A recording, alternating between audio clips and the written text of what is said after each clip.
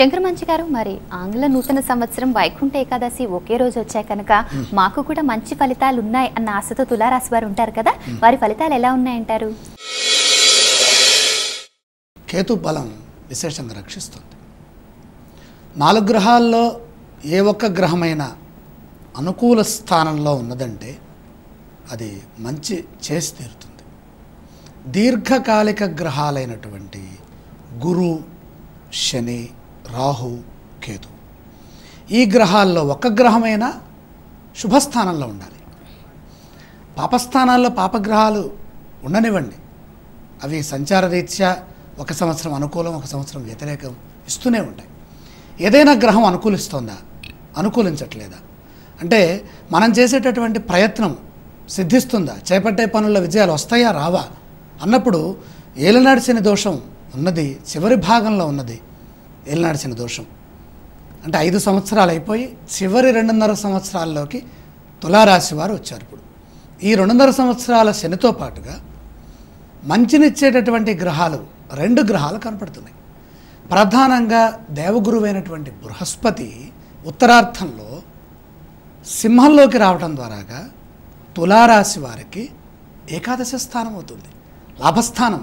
ఇక లాభంలో గురుగ్రహం ఉన్నది అంటే అదృష్టమే అదృష్టం అండి. ఘనమైన విజయాలు వశమవుతాయి.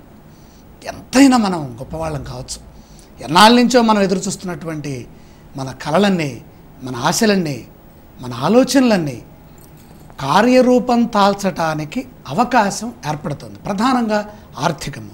గురువు అంటే ఏంటి? ఆర్థికము, శుభము, సంతోషము, అలాగే గౌరవము, దైవబలం. ఇప్పుడు సంవత్సరం అంతా కూడా కేతుగ్రహము మారకుండా మీనరాశిలోనే ఉండటం ద్వారా ఆ మీనరాశి 6వ స్థానం అయితే ఎటువంటి ఫలితాలు వస్తాయో శాస్త్రాన్ని పరిశీలిద్దాం. కేతువు 6వ రాశిలో ఉంటే ధైర్యబుద్ధి వీర్యవృద్ధి రిపునాశం సదాశుభం. ధైర్యబుద్ధి, ఏ పని చేయాలన్నా కూడా మంచి యందు ధైర్యం ఉంటుంది. అసలు ధైర్యం ఎక్కడ? పాపం చేయడానికి ధైర్యం అవసరంలా, భయం ఉంటే చాలా పాపం చేసేస్తాం.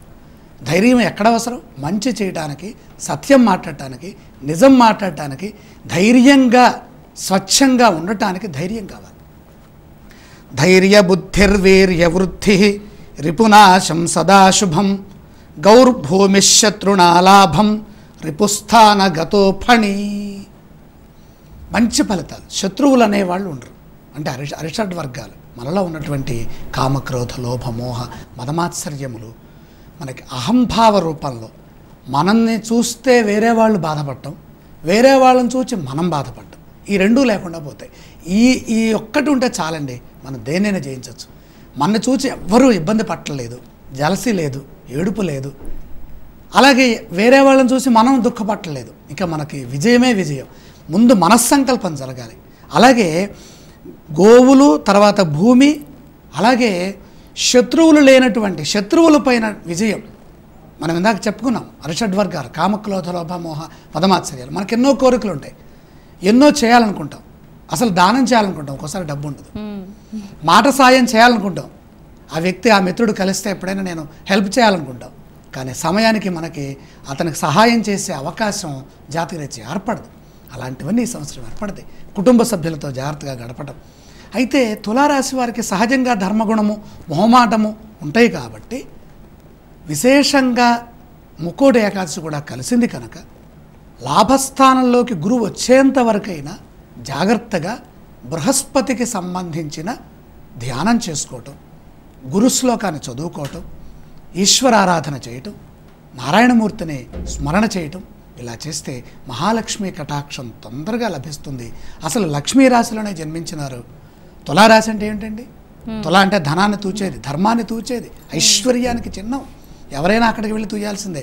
కాబట్టి పాపపుణ్యములని సరిచేసే రాశి కాబట్టి ఎక్కువ శాతం 2015లో పుణ్యాన్ని చేసి అందరికీ ఆమోదయోగ్యమైనటువంటి వ్యక్తులుగా నిలుస్తారని ఆశీర్వచనం.